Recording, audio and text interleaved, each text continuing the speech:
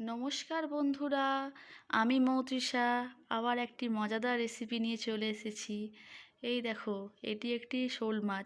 সকাল সকাল হাজবেন্ড বাজার থেকে একটি মস্ত শোল মাছ নিয়ে চলে এসেছে। তার আবদার আজ আমশোল খাওয়াতে হবে। তো চলো আমশোল বানাই। তোমরাও দেখো আমশোল কীভাবে বানাতে হয়। অনেকে আছে যারা শোল মাছ খাও না, তারা প্লিজ দেখো না। অনেকে আছে শোল মাছ খেতে খুব পছন্দ করে, তাদের জন্য রইল এই ভিডিওটি। এই শোল মাছটিকে এবার কাটার পালা। শোল মাছ কিন্তু খুব একটি পিচ্ছিল মাছ। এই মাছটিকে কাটা কিন্তু অত সোজা নয়। এটাকে কাটতে খুবই হাত কেটে যাওয়ার একটা চান্স থাকে, তাই জন্য খুব সাবধানে এই শোল মাছটাকে কাটতে হবে। বাজার থেকে শোল মাছটি কেটে দিত, কিন্তু আমার হাজবেন্ড আমাকে মাছটা দেখানোর জন্য গোটাই নিয়ে চলে এসেছে। যাই হোক, চলো সাবধানে এই শোল মাছটাকে আমি কাটি। দেখো, টাটকা মাছ বলে এই মাছটা থেকে কত রক্ত বেরোচ্ছে, এবং মাছটা দেখো পুরো লাল হয়ে যাচ্ছে। আর কি সুন্দর দেখো মাছটা। আস্তে আস্তে করে আমি মাঝারি মাঝারি পিস করে করে এই শোল মাছটাকে কেটে দেবো। যতই শোল মাছ খাওয়া হোক, কিন্তু সবথেকে ভালো লাগে শোল মাছের মাথা।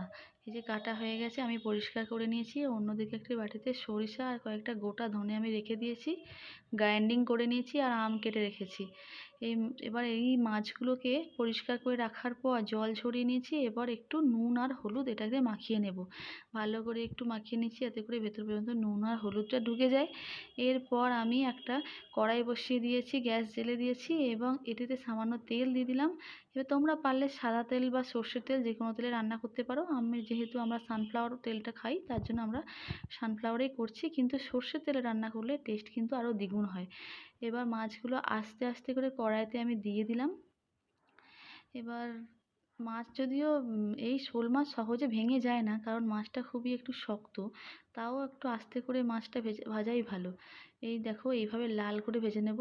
একদম বেশি খড়খড়ে বা একদম লাল করে বেশি ভাজলে কিন্তু ভালো লাগবে না। এই হালকাভাবে এখন সামান্য একটু লাল হবে। এইভাবে এক পিঠ দেখো ভাজা হয়ে গেছে। এবার আমি উল্টে দিচ্ছি আর এক পিঠটা ভাজার জন্য। এরকম ভাজলে মাছটা খেতে ভালো লাগবে। এবার আস্তে আস্তে করে ভাজা হয়ে গেছে মাছগুলো, আমি এবার তুলে নেব। শোল মাছ ভাজার সময় সবসময় গ্যাসটা কমিয়ে ভাজতে হবে, অল্প করে। হাই ফ্লেমে দিলে কিন্তু এরকম লাল হয়ে যাবে, কিন্তু ভেতরে কাঁচা থেকে যাবে। এই দেখো, মাছগুলো আমার ভাজা হয়ে গেছে। এবার কড়াই বাকি তেলটা ছিল, তাতে শুকনো লঙ্কা আর আমি 5 ফোড়ন 1 চামচ আমি দিয়ে দিলাম, এবং তাতে একটু আদা আমি গ্রাইন্ড করে দিয়ে দিলাম, গ্রেট করে। তোমরা যদি পারো আম আদা দিতে পারো। আম আদা দিলে কিন্তু এর ফ্লেভারটা আরও ভালো হয়। কারোর কাছে যদি আম আদা না থাকে, এমনি আদা দিও। সামান্য পরিমাণে আদা দিতে হবে, কারণ আদা দিলে টেস্টটা একটু বাড়ে আর কি। এবার আমি এই তেলে একটু গুঁড়ো লঙ্কা আর হলুদ গুঁড়ো দিয়ে কড়াটাকে খুন্তিটাতে নাড়িয়ে নিলাম। এবার কেটে রাখা আমগুলোকে আমি দিয়ে দিলাম। দেখো, আমগুলোকে ভালো করে একটু তেলের সাথে এবং মশলাগুলোর সাথে নেড়ে চেড়ে নিলাম, যাতে করে ওর মধ্যে মশলাগুলো ঢুকে যায়। এবং মশলাগুলো ঢোকার পর আমাকে তো আমগুলোকে সেদ্ধ করতে হবে, না হলে তো টকটা হবে না। এরপরে আমি সামান্য নুন দিয়ে দিলাম, যাতে করে আমগুলো খুব সহজেই গলে যায়। ব্যাস, এবার নুন দিয়ে সামান্য একটু নাড়িয়ে চাড়িয়ে নেওয়ার পর আমি এতে জল দিয়ে দেবো, যাতে করে এটা ভালো করে সেদ্ধ হয়ে যায়।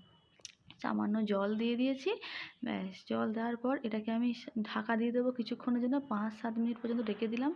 এরপর দেখো, আমগুলো 5-7 মিনিট পরে দেখো আমগুলো পুরো গলে গেছে। আমগুলো গলে গেছে।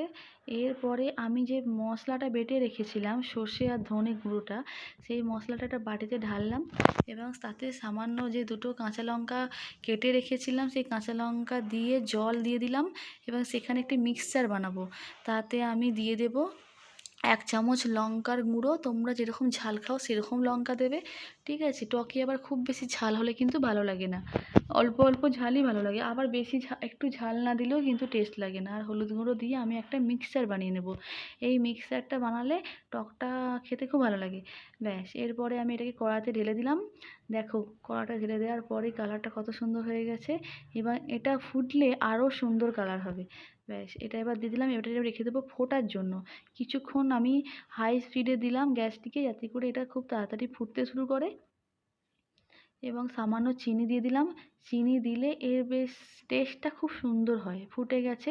এবার আমি অল্প অল্প করে কমিয়ে রেখে গ্যাসটাকে কমিয়ে রেখে মাছগুলো দিয়ে দেবো। আস্তে আস্তে করে দিচ্ছি, মাছগুলো যাতে না ভাঙে তার জন্য। ব্যাস মাছ দেওয়া হয়ে গেছে। মাছগুলোকে আমি খুন্তি করে একটু ভালো করে নেড়ে দেবো যাতে করে এই রসাটা ঢোকে মাছের ভেতরে। ভালো করে এপিঠ ওপিঠ করে নাড়িয়ে নেবো যাতে করে এই মশলাটা এবং টকটা পুরোটা মাছের ভেতরে ঢোকে। এবার এটাকে আমি রেখে দেবো ফোটার জন্য। ঢাকনা দিয়ে দিলাম। কিছুক্ষণ পরে ঢাকনা আমি খুলে নিলাম। দেখো এবার কালারটা দেখো কত সুন্দর। ব্যাস হয়ে গেল তৈরি আজকে আমশোল। তোমরা আমার ভিডিওটা অবশ্যই দেখে কমেন্ট করো তোমাদের কীরকম লাগলো। আমি ফ্লেভার হওয়ার জন্য সামান্য একটু সর্ষের তেলে ছড়িয়ে দিলাম। সর্ষের তেল যেহেতু রান্না করিনি সর্ষের তেলে, যার জন্য একটু সর্ষের তেল ছড়িয়ে দিলাম।